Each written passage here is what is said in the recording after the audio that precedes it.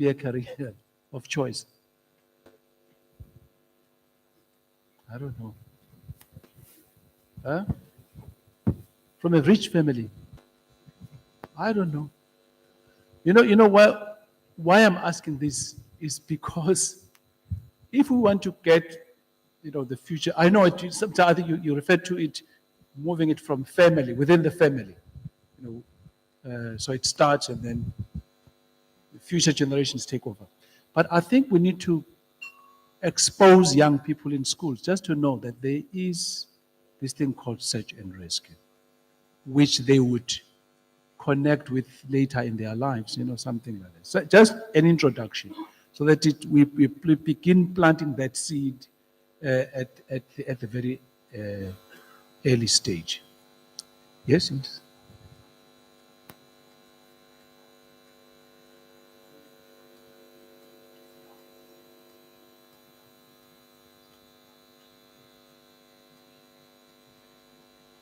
Wonderful. That's good. Okay. The next presentation is from Hamnet, and I understand that. Sorry, Program Director, there's one more comment here. One comment? Yes, please. Sorry. Yeah, I just want to comment on saying, can search and rescue be a career? I think we more want to lean on encouraging volunteering, even introducing it to the youth at a much younger age, because otherwise there will come this sense of entitlement that I should be paid so much because I rescued a person who was in some hole or whatever the case might be. So I should be getting some incentive of some sort. So rather, I think we would want to encourage the kids at the youngest age to say, if you volunteer, you are saving lives, but you're not being paid for it. You are just doing it as part of your humanitarian responsibility, because that's what we are losing from the youth these days. They just want to be paid for everything. A person would rather sit at home for a whole year doing nothing, not studying, not doing anything, when there are entities that would welcome them to come and volunteer, just because volunteering is no longer being encouraged as much. Thanks. Okay, two contributions. The lady over there.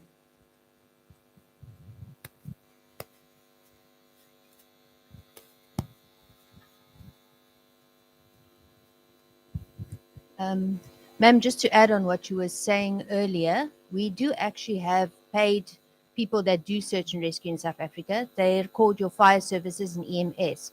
If you go do your degree in EMS, then you will be going through all your rescue modules and you will be becoming a professional rescuer.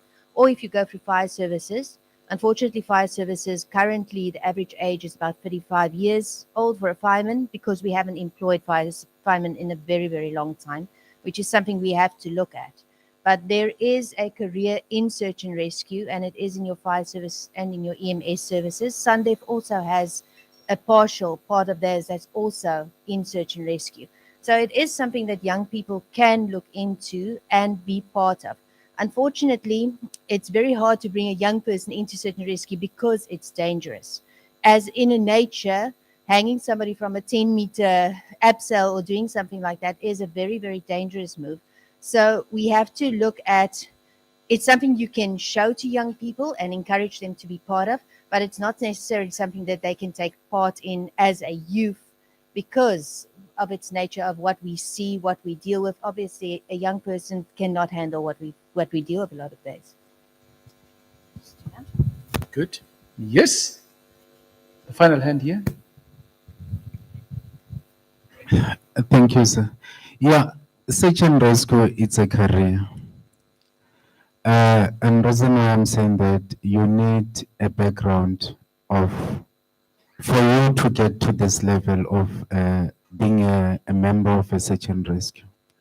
For example, within the Department of Transport, there's inspectors. So that's one career. Then you have pilots. you have all these presenters who just presented now, the K9, they have a skill that they are utilizing to volunteer as a within search and rescue. They are specialists on the dogs. You have EMS, as the others have indicated. So all these combined skills. Also, we need the pilots. I think helicopter pilots. I think they are in demand.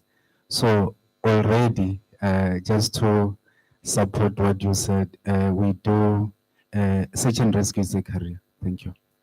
And actually, maybe Princess needs to touch on this. I think 2-3 years back, we intended as a EXCO to come up with a career awareness. I can't remember the whole project where we stopped, but there was a process where we wanted to do career awareness on search and rescue, or how to join to be a team member. Thank you. Then finally. I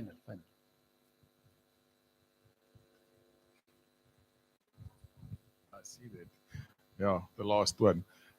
Two things. Hamnet has about 80% of our membership gets the exposure from the Scouts. We've got a very good relationship with them. And there's an easy way to make 1 million rand a year out of search and rescue. You start the year with 5 million. Thank you very much. I think then, so when we talk of, so we need to look into how best we can do that. Yes, so the speaker is going to be Grant, yeah? Yes, Grant, let's give him a hand as he takes this podium.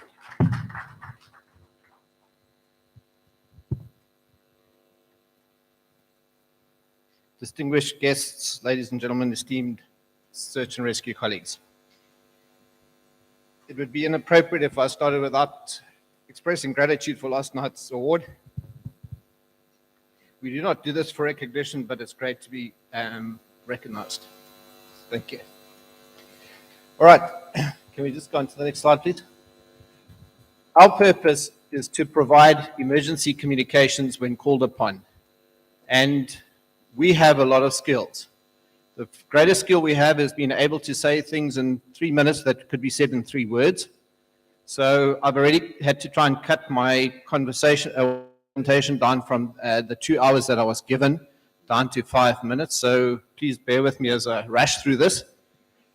But that is our core function. That is our concentration. We have first and foremost. All right, next slide.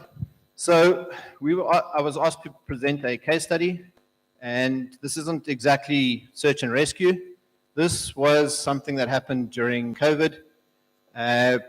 We were called upon by Cape Radio, as their call center was one of the first call centers in the world to go in the country to go down for COVID. Now, back in those times, it was still early. What the requirement was, you had to shut the room for 48 hours, have it disinfected, and everybody who was exposed had to go home. Meaning that their infrastructure was left in a room. And they called on Hamnet, and within a few hours, we were able to mobilize our members across the country to assist. I wouldn't say that we did their job. We were able to assist them in presenting to the ships off the coast their expected weather reports. Now, that's something that was, it may not seem important to us, but people are listening to the radio at that time. And we were also able to then assist in monitoring the stress frequencies 121.5 and any of the others. All right, next slide. So this is something that I actually did when I was stuck at home for COVID, and I did this for Sankey.